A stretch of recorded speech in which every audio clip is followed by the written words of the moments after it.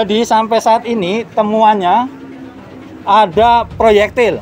Ngecek lagi apakah benar itu bagian mobil, baik itu kendaraan yang dipakai oleh polisi maupun kendaraan yang dipakai oleh anggota FPI. Yang tadi sudah saya sampaikan. Jadi temuan lapangannya proyektil, selongsong, bagian mobil, bagian CCTV dan yang lain-lain. Saya pastikan itu tidak benar. Karena itu juga yang di-quote adalah statement saya. Jadi saya pastikan bahwa Komnas HAM tidak pernah menemukan rumah tempat penyiksaan. Yang proyektil tadi juga begitu, kalau yang lain modelnya begini, yang ini modelnya begini. Banyak menerima hoax dan sebagainya, oleh karenanya ini offline saja, biar tahu sama tahu, tidak ada tafsir-tafsir yang lain. Terkait dengan CCTV, kami sudah memperoleh bukti rekaman dari jasa marga, baik itu sebelum peristiwa maupun saat peristiwa, sebelum persisnya peristiwa itu terjadi. Memang sudah banyak sekali beredar tentang hoax-hoax yang ada, menggabungkan analisa kesimpulan Komnas untuk peristiwa yang lain digabungkan dengan peristiwa yang sedang diselidiki oleh Komnas. Saya berharap publik, masyarakat itu bisa lebih kritis dan ikut berpartisipasi aktif. Kami melihat adanya yang berupaya untuk mencampur adukan antara berita yang atau keterangan yang disampaikan oleh Komnas HAM dicampur aduk dengan keterangan yang lain, atau keterangan Komnas HAM untuk peristiwa yang lain dicampur aduk dengan peristiwa yang lain lagi. Nah, jadi kami mengharapkan masyarakat supaya berhati-hati dengan hoax seperti ini. Ya, Safrizal menyatakan mundur dari keanggotaan Front Pembela Islam atau FPI Kabupaten Siak, dan saya siap menjaga keutuhan NKRI. NKRI harga mati. Bikin kerusuhan dan sebagainya di berbagai tempat. Sekelompok anak-anak muda yang dilatih di suatu tempat khusus untuk menteror VVIP. Jangan kapok. Dan naskah tilik bukan dibayar, tapi mau sendiri untuk berjuang di jalan Allah. Satu komando di BHRS, takbir. Allahu Akbar. Jangan sombong sama pangkat. Hei Jokowi, jangan sombong sama pangkat. Hei Megawati, jangan sombong sama pangkat dan jabatanmu. Di atas kalian ada Allah. Kali ya heran dipites kayak gitu sama Allah. Yang mentang-mentang dari Jokowi. Tentang peteng-teng ambil marisnya doang, Ujaran penggal kepala, maka itu bukan ujaran yang membahayakan. Dan sekarang kalau memang dia betul-betul ulama dan imam yang betul, bukan imam abal-abal, kok kontrol dong umatnya. Mengontrol umat saja gak mampu gitu loh. Gak boleh sekali lagi ormas mengalahkan negara. Negara harus mengalahkan ormas. Ditangkap, diborgol, di penjara. Wah, dia ngomong, Habib, musuh punya pistol, kita nggak punya. Kadang-kadang intelnya SD nggak lulus sih. Betul? Betul? Kalaupun mati, cuma 6 orang yang mati, sisanya 1000 yang punya pistol habisin. Kita tantang mereka untuk perang melawan kita. Kau pakai parang, kita pakai parang. Kau pakai bedil, kita pakai bedil. Kau pakai granat, kita pakai granat. Kau pakai amunisi, kami juga punya amunisi. 7 hari, 7 malam, pecah perang. Tidak mau diajak revolusi akhlak. Sudah saatnya umat akan melakukan jihad untuk kembali memerdekakan Indonesia, sudah. Takbir. Jadi kalau ada ulama yang ngomongnya kasar, ulama bukan itu, bukan ulama. Ada satu jenderal bicara di televisi, ditanya apa sih ciri teroris? Apa dia jawab? Ya, ciri teroris itu yang menerapkan syariat Islam. Astagfirullahaladzim. Maka saksikanlah, hei dunia, hei jin dan manusia, saya adalah termasuk golongan teroris. Habib Rizik, napa? Yang terhormat Gus Dur yang selalu menyebut saya teroris lokal. Gus Dur itu buta mata juga buta hati. Gus Dur menyatakan bahwa FPI harus bubar. Tapi alhamdulillah dengan pertolongan Allah, 4 bulan kemudian bukan FPI yang bubar, tapi Gus Dur yang bubar, jatuh dari kekuasaannya. Ya Habib, kita jadi kalau jadi presiden aja nggak bisa bubarkan FPI, bagaimana sekarang mau bubarkan FPI? Boleh nggak Habib menghina orang lain? Nggak boleh. Masa punya darah Rasulullah kok menghina orang, kan nggak pantas. Solusi akhlak. Sementara penyampainya ini akhlaknya tidak bagus. Hari ini orang menafsirkan Al-Quran sesuai dengan kepentingan masing-masing. Bahkan lebih celaka lagi adalah kepentingan politik masing-masing. Tidak ada kriminalisasi ulama, tidak ada. Yang dikriminalisasi adalah mereka-mereka yang memiliki kesalahan. Presiden tidak minta maaf, menteri tidak minta maaf, kami akan ajak umat Islam rame-rame turun, kita demo kepung istana presiden supaya tidak kurang ajar. Takbir! Presiden goblok, udah menteri agamanya saudara sesat, kurang ajar, korinya dajjal, istananya menjadi istana iblis. Kalau saya ajak turun kepung istana, siap tidak? Siap tidak? Takbir! Kalau ikut Pancasila Bung Karno, sila ketuhanan dipantat, saudara. Tidak ada sedikit pun niat untuk melakukan tindakan-tindakan di luar konstitusi. Tidak ada imajinasi untuk melakukan pemberontakan apalagi. Kenapa Habib Rizik dijadikan musuh? Copot segera Pangdam Jaya. Jadi kalau tentara dan polisi nggak bisa menegakkan hukum di sana, nggak berani untuk menangkap para pelaku, suruh pakai BH sama rok. Saya mau tanya, namanya kita ganti jangan? Jadi apa? Jadi apa? Teriak yang serempak, lebih keras, lebih kompak. Jokowi kita ganti namanya menjadi Jokodok, sudah. Setuju? Siap turunkan Jokodok. Siap turunkan Jokodok. Siap lengserkan Jokodok. Takbir. Siap turunkan Jokodok. Apa pantas kodok mondok di istana? Siap keluarkan dari istana. Siap lengserkan. Takbir. Siap serbu istana. Siap serbu istana. Siap ambil alih kekuasaan. Takbir. Bunuh semua pendeta yang terlibat, saudara. Takbir. Berani bunuh pendeta-pendeta radikal. Berani habisi Kristen radikal. Takbir. Berani, benar, dan berani. Kalau ada satu gambar binatang, terus ditulis Habib Rizik, berarti itu menghina saya sebagai binatang. Walaupun itu gambar bukan gambar saya, saudara. Itu penghinaan kepada Nabi alaihi salatu wassalam. Kalau tidak diproses, jangan salahkan umat Islam kalau besok kepalanya ditemukan di jalanan, saudara. Takbir. Takbir. Siap bela Nabi. Siap bela Nabi. Siap mati untuk Rasulullah. Takbir. Lonte hina Habib dijaga polisi, ditangkap enggak dijagain, jangan-jangan minta jatah kali.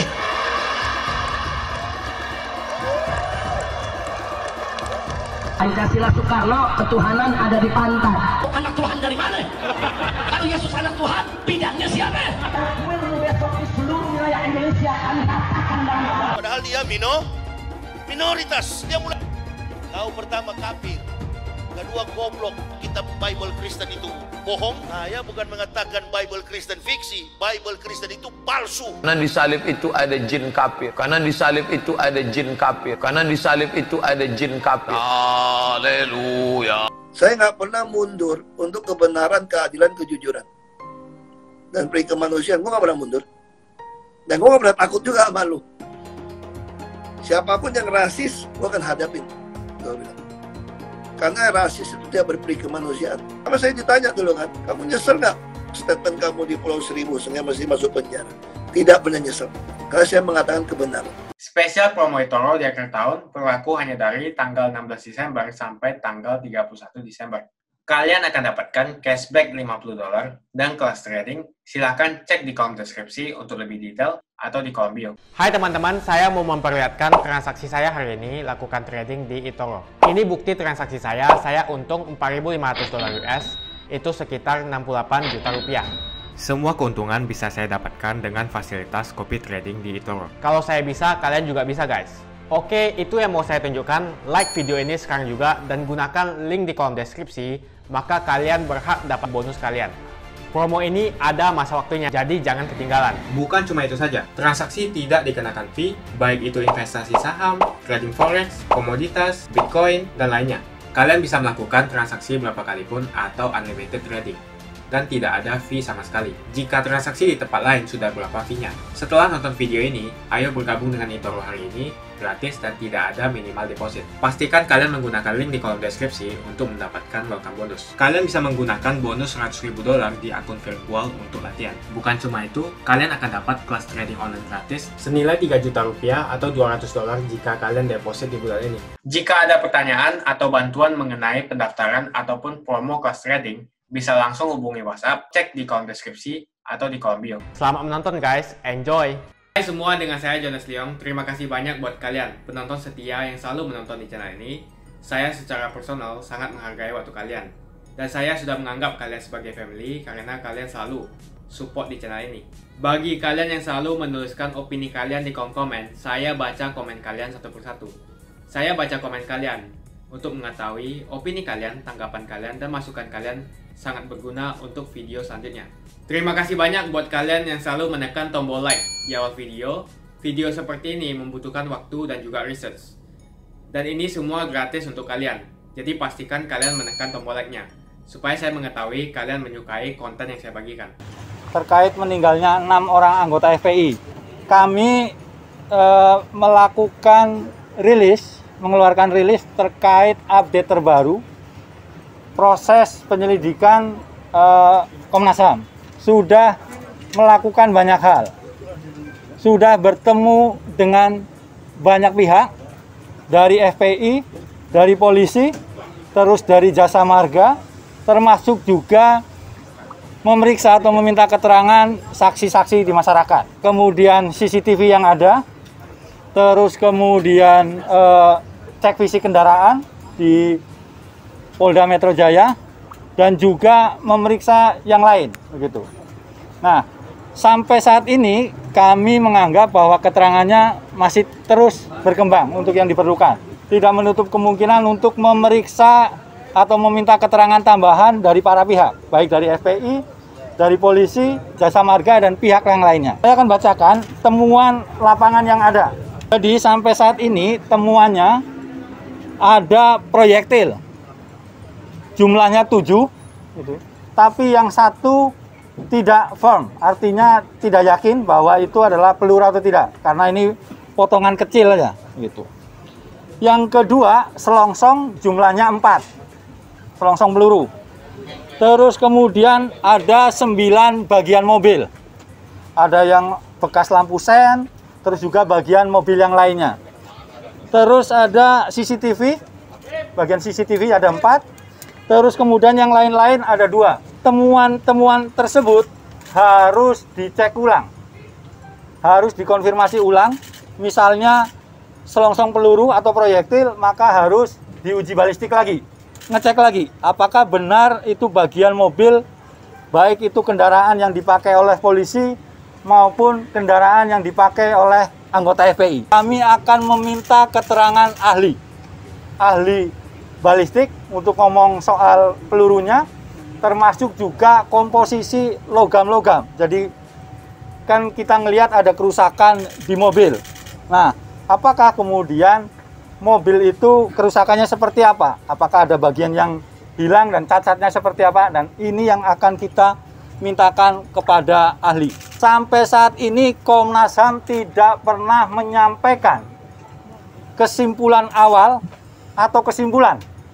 Jadi kalau ada masyarakat, sosial media yang menyampaikan soal kesimpulan temuan penyelidikan Komnas HAM terkait meninggalnya 6 orang anggota FPI ini, dipastikan itu bohong, tidak benar. Kami diberi oleh jasa marga kaitannya dengan rekaman CCTV itu sebelum kejadian. Jadi rangkaiannya itu sebelum kejadian dan juga ada yang sesudah kejadian. Supaya tahu konteks apa yang sebenarnya terjadi. Begitu. Yang tadi sudah saya sampaikan. Jadi temuan lapangannya proyektil, selongsong, bagian mobil, bagian CCTV dan yang lain-lain. Nah, ini tentu kami dapatkan berkat kerjasama dari pihak-pihak yang kami mintai keterangan.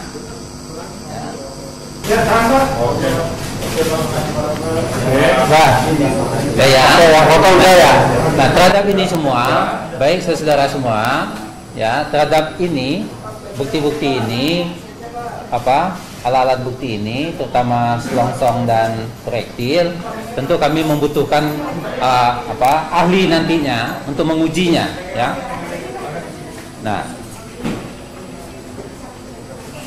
dalam kesempatan ini juga, lanjut ya. Dalam kesempatan ini juga kami ingin menyampaikan bahwa selama proses penyelidikan, Komnas HAM mendapatkan beberapa fakta, terutama karena tersebarnya informasi yang disebarkan oleh banyak orang, ya, sebagian besar adalah hoax, ya. Nah, ini saya pikir kami melihat adanya yang berupaya untuk mencampur adukan antara berita yang atau keterangan yang disampaikan oleh Komnas HAM dicampur aduk dengan keterangan yang lain, atau keterangan Komnas HAM untuk peristiwa yang lain dicampur aduk dengan peristiwa yang lain lagi. Nah, jadi kami mengharapkan masyarakat supaya berhati-hati dengan hoax seperti ini, ya, karena sampai hari ini Komnas HAM masih dalam proses terus, ya, menguji semua keterangan dan bukti ini, sehingga kami betul-betul nanti bisa menyampaikan, ya, apakah peristiwa ini akan seperti apa bentuk realnya itu, ya. Nah, ini bukti-buktinya. Ya, bahkan belakangan mulai semacam menyerang personal, ya, Komnas HAM, ya, yang disampaikan melalui media-media sosial. Nah, saya pikir ini perlu dihentikan lah, ya, yang begini-begini supaya masyarakat tidak bertambah bingung terhadap persoalan seperti ini. Nah, selanjutnya saya persilakan Mas Anam untuk menambahkan keterangan yang perlu disampaikan, atau Mas Wika. Silakan Mas Anam. Banyak masukan sebenarnya dari teman-teman organisasi media. Kalau bisa Anda online dan sebagainya, kami bilang untuk ini kami mohon maaf banget, pertimbangannya memang keamanan dan hoax, gitu.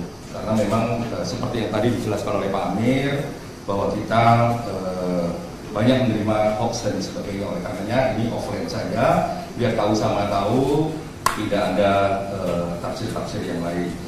Ya, saya akan nambahkan aja detail-detail. Yang pertama, proyektil jumlahnya 7. Satu, kami tidak terlalu yakin. Jadi dari 7 itu kami satu tidak terlalu yakin. Jadi yang yakin 6, yang satu kita nggak yakin. Yang kedua, selongsong 4, 3 utuh, satunya kami duga itu adalah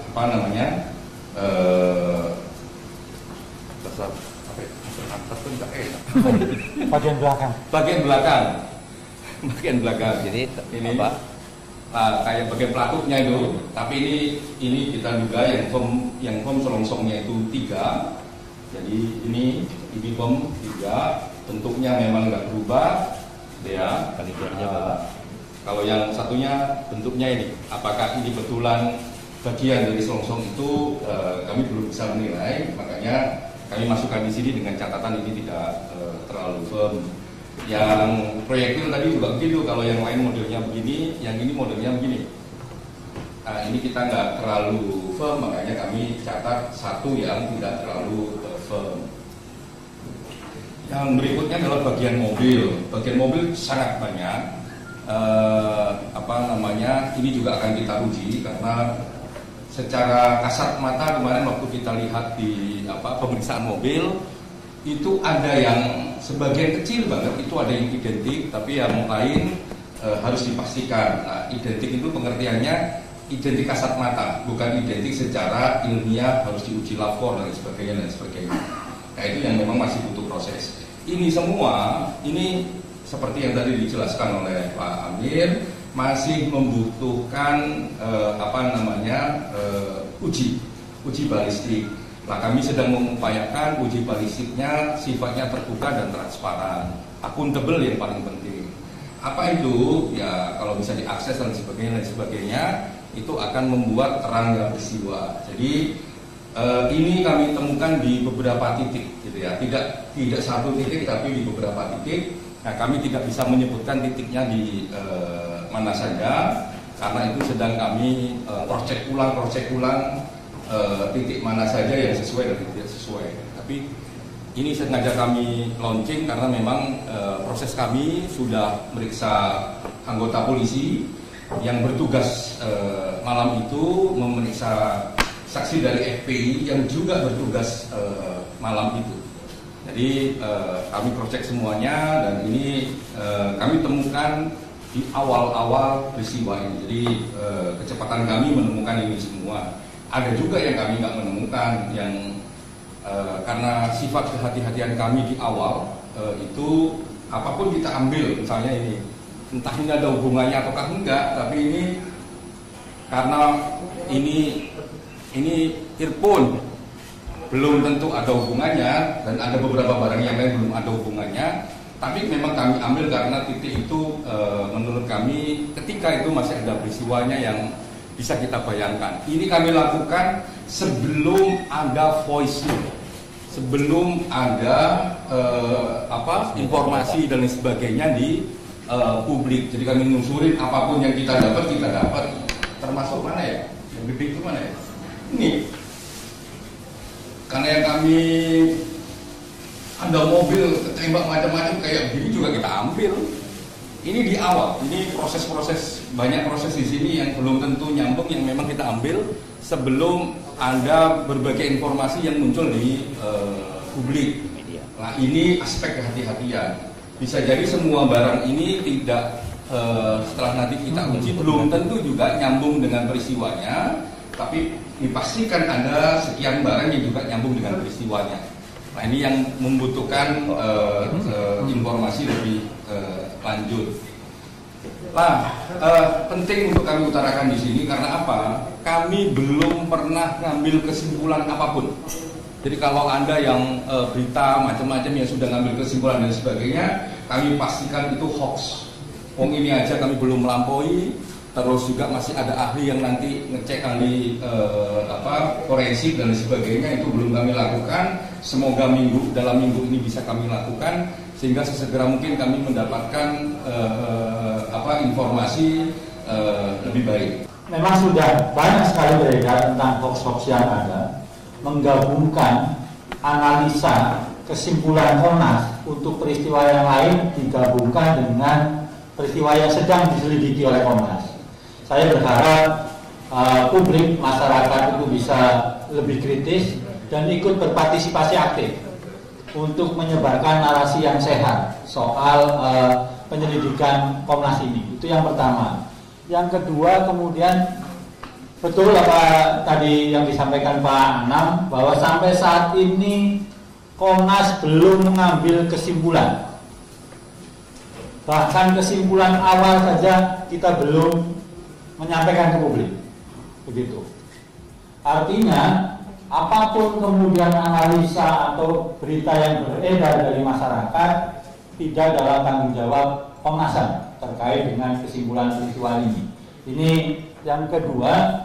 Yang ketiga, saya kira ini mengulang lagi soal komitmen Komnas.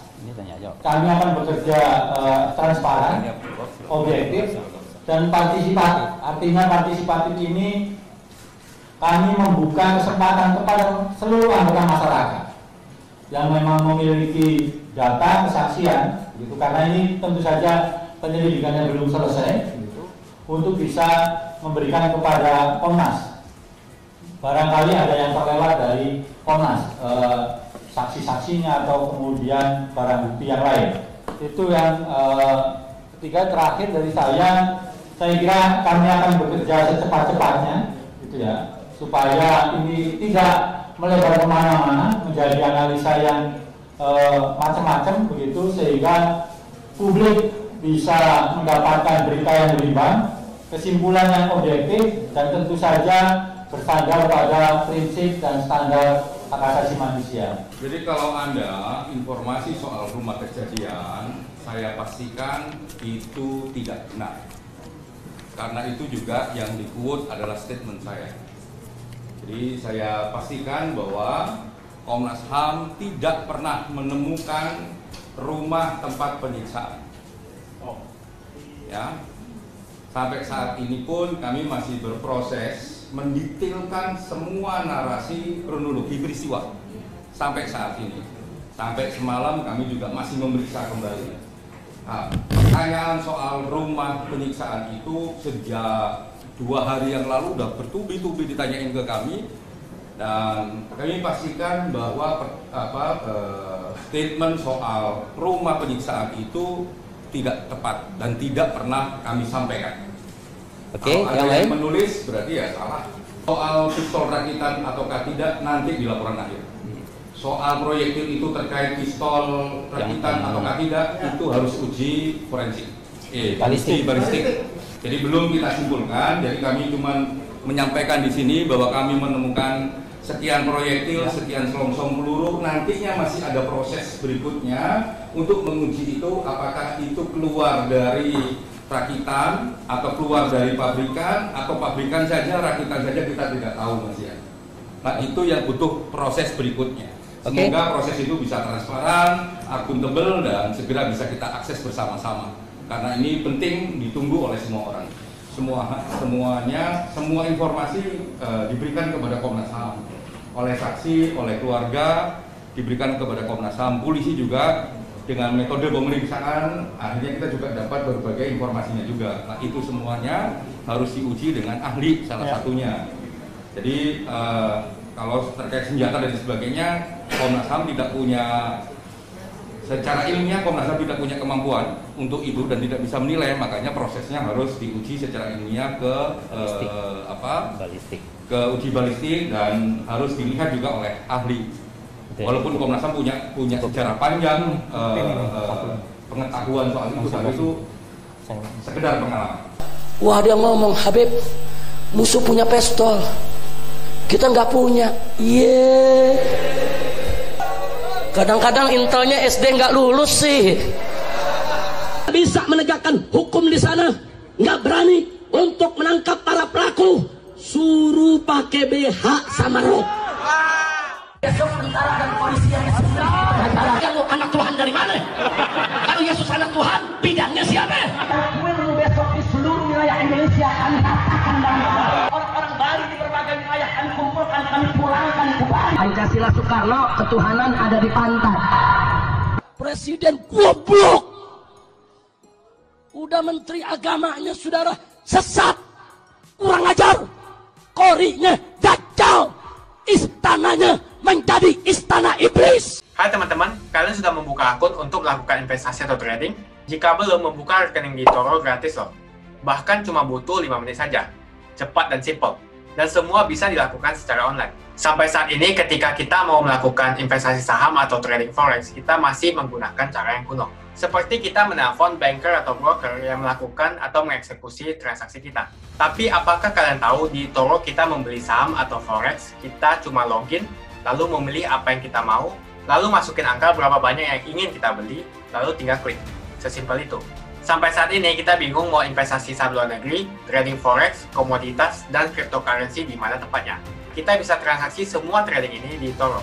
eToro merupakan one-stop shopping. Sampai saat ini kita membayar fee di setiap transaksi kepada banker atau broker. Setiap kita melakukan transaksi jual beli, biasanya kita dipotong fee oleh platform kita. Kalau dalam 1 bulan kalian melakukan transaksi 1 kali, mungkin tidak terasa. Coba kalian melakukan trading sebanyak 100 kali. Sudah berapa fee-nya? Misalnya kalian membeli saham Google dengan fee per transaksi $10.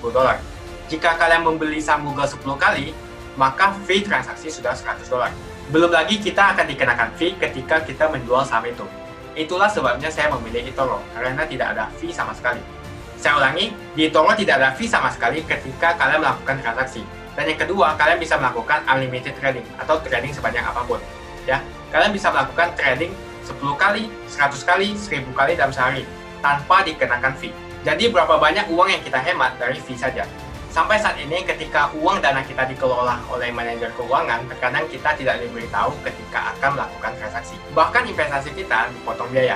Dan kita dibikin bingung karena kurangnya transparansi. Kita juga bingung memilih investasi manajer yang bagus untuk mengelola investasi kita. Alhasil, investasi kita bukannya untung malah rugi. Bahkan yang lebih ekstrim, kita tertipu oleh manajer investasi yang ilegal. Tapi apakah kalian tahu di eToro ada fasilitas yang namanya copy trade, di mana kita bisa menduplikasikan investasi atau trading yang dilakukan oleh trader profesional. Semua data terbuka dan transparan dan kita bisa melihat performance sampai 10 tahun yang lalu. Dengan fasilitas ini, kamu tidak usah lagi menelpon manajer keuangan kamu untuk melakukan trading. Atau pusing investasi kamu merugi dikelola oleh manajer keuangan. Di eToro, kita bisa memilih investor profesional yang sesuai dengan yang kita sukai. Dan di eToro banyak sekali profesional investor yang keuntungannya di atas 50%.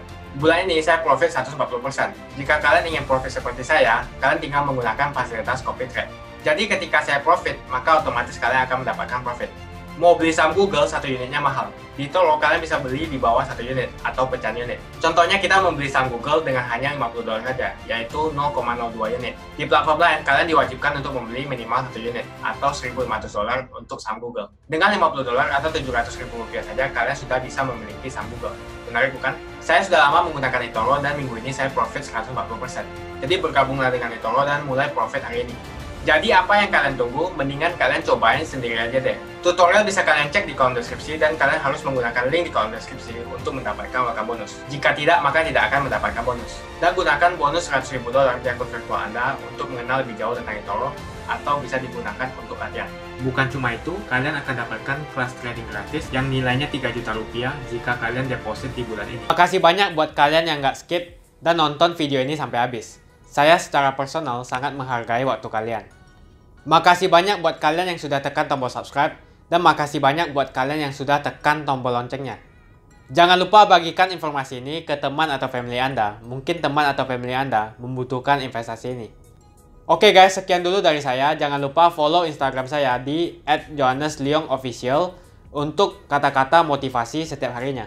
Bagi kalian yang termotivasi nonton video ini, ayo like video ini dan subscribe di channel ini. Dan buat kalian yang sudah subscribe di channel ini, jangan lupa tekan tombol loncengnya supaya kalian mendapatkan notifikasi setiap kali saya upload video.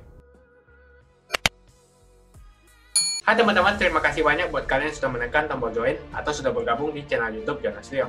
Ini adalah salah satu fitur dari YouTube di mana kalian bisa mensupport channel Jonas Leong untuk lebih semangat membuat konten-konten lainnya. Apa kelebihan ketika kalian join membernya Jonas Leong? Yang pertama, kalian akan mendapatkan badge atau tanda khusus untuk kalian semua, seperti ini. Kita mulai dari new member, 1 bulan, 2 bulan, 6 bulan, 1 tahun, dan juga 2 tahun. Jadi semakin lama kalian berlangganan dengan membershipnya Jonas Leong, maka badge Anda akan berevolusi menjadi lebih bagus dan menjadi lebih baik lagi. Yang kedua, kalian bisa menggunakan banyak emoticon yang bisa Anda pakai, seperti ini. Jadi kalian bisa berekspresi menggunakan emoticon yang sudah saya sesuaikan untuk kalian semua pendukung Jonas Leong. Tentu saja ada perbedaan antara orang yang belum membership dan sudah. Dari segi tampilan nama yang di-highlight dan juga logo di samping nama ketika Anda komen. Dan juga komen kalian akan lebih sering saya reply dan juga akan saya pin atau feature di setiap video. Buat kalian yang tidak bisa ikutan atau bergabung membership, tidak masalah. Karena dengan Anda menonton dan juga subscribe channel YouTube Jonas Leong, dengan cara like dan juga komen channel YouTube Jonas Leong, itu sudah cukup untuk mensupport channel Jonas Leong. Ini adalah fitur di mana kalian ingin mensupport channel YouTube Jonas Leong secara lebih lagi. Oke teman-teman, terima kasih banyak untuk support yang kalian berikan kepada channel YouTube Jonas Leong.